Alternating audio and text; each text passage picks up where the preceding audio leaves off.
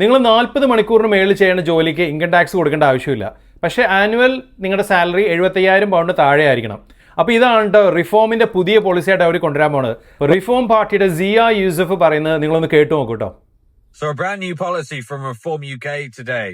If you work overtime, you are going to get to keep every penny of the earnings that you make from those extra hours. The reform policy is simple. If you work more than 40 hours a week, you will pay 0 income tax on those extra hours because it's exactly what you deserve. Reform party ഇതിന് hard work bonus എന്നാണ് പറയണേ.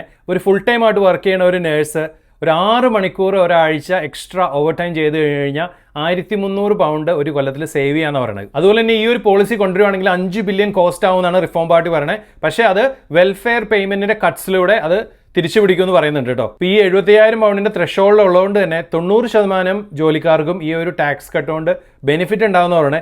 നിങ്ങളുടെ അഭിപ്രായം എന്താ? താഴെ നിന്ന് comment ആയിട്ട് കൊടുക്കട്ടോ.